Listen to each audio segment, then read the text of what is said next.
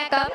கணித கண்காட்சி நடைபெற்றுக் கொண்டிருக்கின்றது. அதில் வந்து காட்சிப்படுத்தின ஒரு மாணவியுடைய காட்சிப்படுத்தல் பற்றிய விடயங்களை நாங்கள் அவட்டை எடுத்து தெரிஞ்சு கொள்வோம். அதுக்கு முதலாக தனிப்பட்ட அறிமுகங்களை எங்களுக்கு சொல்லுவார்.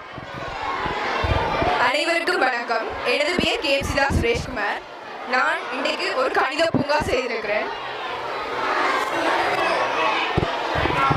அதில் முதலாவது தொடைகளை வச்சு ஒரு விளையாட்டு உபகரணம் செய்திருக்கிறேன். அதில் முதலாவது இடைவெட்டு, அடுத்தது ஒன்றிப்பு, அதை வச்சு செய்திருக்கிறேன். அடுத்தது எண்கோடுல மறை எண்கள் நேரெண்கள் அதை வச்சு செய்திருக்கிறேன். அடுத்த மடக்கை என்ற ஒரு யூனிட்ல வர சுட்டி விதிகள், அடுத்த மடக்கை விதிகள் இவ்வளவும் இருக்கு.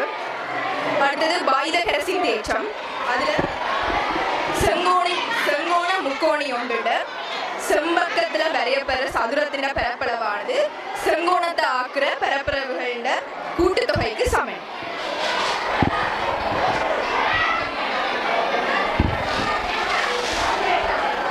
இந்த ரெண்டு சதுரங்களோட கூட்டுத்தொகையும் மூன்றாவது சதுரத்துக்கு சமனா இருக்கும். அடுத்தது திண்மங்களோட மேற்பரப்பளவு கனவளவு, அதுல கூம்பகம், சதுரமுகி, கனவுரு, அரியம், உருளை, சதுர அடி கும்பகம் இவ்வளத்தின மேற்பரப்பளவும் கனவளவும் எழுதியிருக்கிறேன். அடுத்த 6 தளவுருக்கள் செவ்வகம், சரிவகம், இணையகரம், முக்கோணி, சதுரம், வட்டம் இவ்வளத்தின்டையும் சுற்றளவு, பரப்பளவு, பண்புகள் எல்லாத்தின்டையும் இருக்கு. இணையகரத்தின் சுற்றளவு, பரப்பளவு, பண்புகள் அவ்வளவும் இருக்கு. அடுத்தது அடிப்படை ஒழுக்குகள். ஒரு நிலைத்த புள்ளியிலிருந்து வரையப்படுற மாறா தூரத்தில் அசையும் புள்ளியின் ஒழுக்கு வட்டம். அடுத்த 2 நிலைத்த புள்ளிகளில் இருந்து சமதூரத்தில் அசையும் புள்ளியின் ஒழுக்கு செங்குத்து சமகூராக்கி. ஒரு நேர்கோட்டில் இருந்து சமதூரத்தில் அசையும் புள்ளியின் ஒழுக்கு அக்கோட்டிற்கு சமாந்தரமாக அமையும். ஒன்றையொன்று இடைவெட்டு 2 நேர்கோடுகளில் இருந்து சமதூரத்தில் அசையும் புள்ளியின் ஒழுக்கு கோண இருகூராக்கி ஆகும். அடுத்தது ஈருறுப்பு கோவைகளோட வர்க்கம், ஈருறுப்பு கோவைகளோட கணமும் எழுதியிருக்கிறேன். அடுத்தது ஆரேச்சல் கோணங்களோட சுற்றளவும் பரப்பளவும், முக்கோணிகளோட அடிப்படை தேற்றங்கள். ஒரு முக்கோணியின் யாதாயினும் ஒரு பக்கத்தை நீட்டும் போது உண்டாகும் புறக்கோணம் அதன் அகத்தெதிர் கோணங்களோட கூட்டுத்தொகைக்கு சமனாக இருக்கும். முக்கோணியின் அகக்கோண தேற்றம். ஒரு முக்கோணியின் அகக்கோணங்களோட கூட்டுத்தொகை 180 பாங்க. அடுத்தது ஒரு முக்கோணியின் இரு பக்கங்கள் சமனாக இருந்தால் அந்த சமனான பக்கங்களுக்கு எதிரான கோணங்கள் சமனா இருக்கும். அடுத்தது முக்கோணியின் நடுப்புள்ளி தேற்றம். ஒரு முக்கோணியின் இரு பக்கங்களின் நடுப்புள்ளிகளை தொடுக்கும் போது கிடைக்கும் கோட்டு தொட்டம் முக்கோணியின் 3ஆம் பக்கத்திற்கு சமாந்தரமாகவும் அதன் நீளத்திற்கு சமனாக அமையும்.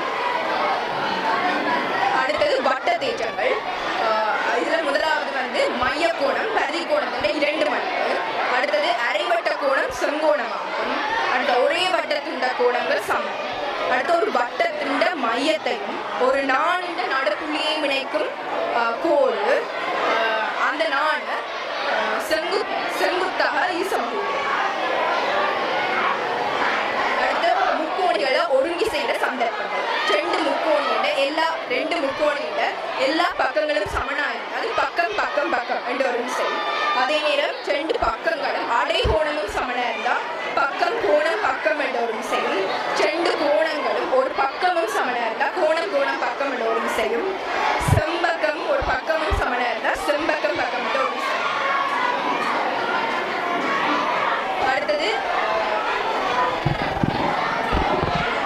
இந்த 2 மேலத்துல கிடைமட்டம்.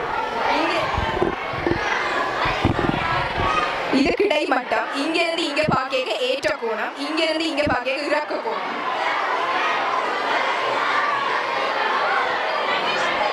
தரம் 11ஐ சேர்ந்த கேப்சிதா என்ற மாணவி தன்னுடைய காட்சிப்படுத்தல்களை கணித பூங்கா என்ற பெயரில் மிகவும் சிறப்பாக காட்சிப்படுத்தினார். நன்றி.